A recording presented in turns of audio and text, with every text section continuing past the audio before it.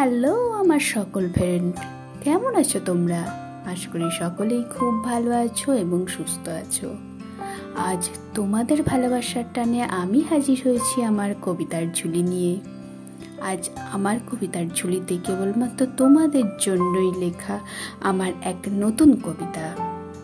আজকের কবিতা, ছেলেরা করলে ভালো আর মেয়েরা করলে খারাপ।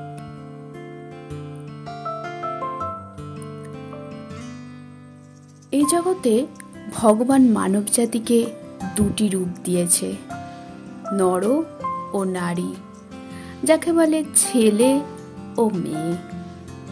ভগবানের সৃষ্টি সত্যি খুবই ভালো, কিন্তু অধিকারটা কেন সমান সমান হলো না? এবার যদি প্রশ্ন ওঠে কিসের অধিকার, তাহলে বলা যায় সবার প্রথমেই সম্মানের। একটা ছেলেকে এই জগৎ সংসার এখনো যে সম্মানের চোখে দেখে, মেয়েদের সেভাবে দেখে না, বিশেষ করে গৃহবধূদের। একটা ছেলে নাকি 1000টা কাজ করতে পারে, সেক্ষেত্রে কোনো প্রবলেম নেই, কিন্তু একটা মেয়ে বা গৃহবধূরা যদি সংসারের সব কাজ সামলেও কিছু নিজের মতন করে কাজ করে বা অফিসে গিয়ে কাজ করে, সেটা কিন্তু অনেকের কাছে এখনো বর্তমান যুগে দৃষ্টিকটু লাগে। তাহাদের বক্তব্য যে ঘরের বউ হাতাখুন্তি নাড়বে, এটাতেই নাকি তাদের মানান। ঘরের বউ হয়ে বাইরে অফিসে চাকরি করতে যাবে, এটাতে নাকি তাদের কোনো মানান নেই। আচ্ছা, মেয়েরা মানেই কি পর্দার আড়ালে অবলা, নাকি মেয়েরা মানেই দুর্বল প্রকৃতির? মেয়েরা কি চিরকাল এই তকমা নিয়েই বেঁচে থাকবে? যুগের পরিবর্তন এখনো মেয়েদের স্বাধীনতাকে মেনে নিতে পারে না মেয়েদের মুক্ত আকাশে উঠতে দিতে। অথচ পুরুষরা সম্পূর্ণ আলাদা। তারা যদি খারাপ কাজও করে, তাতেও তাদের পাশে সবাই থাকে, তাদের অ্যাপ্রিসিয়েট করে।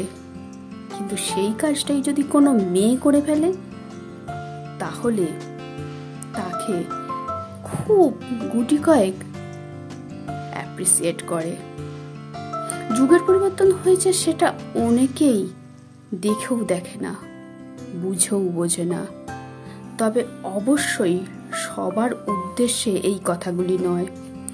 এখনো অনেকেই আছে যারা মেয়েদেরকে তাদের হাতের কাঠপুতলি বানিয়ে রাখতে চায়, তাদের উদ্দেশ্য সাধন করার জন্য।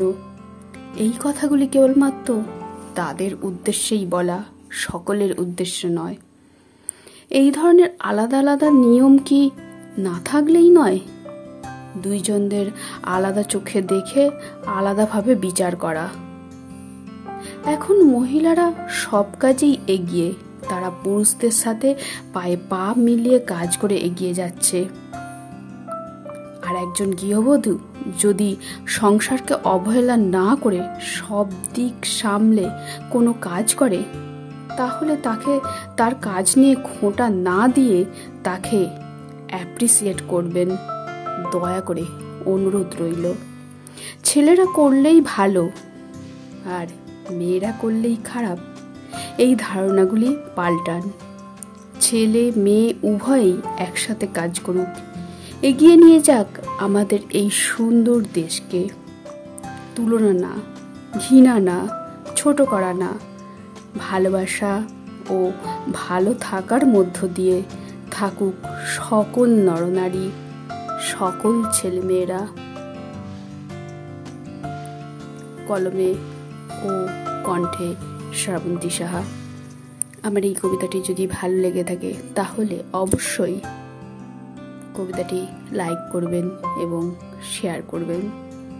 দেখা হবে পরবর্তী কবিতা নিয়ে খুব শীঘ্রই।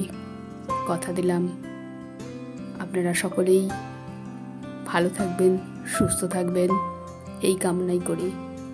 নমস্কার।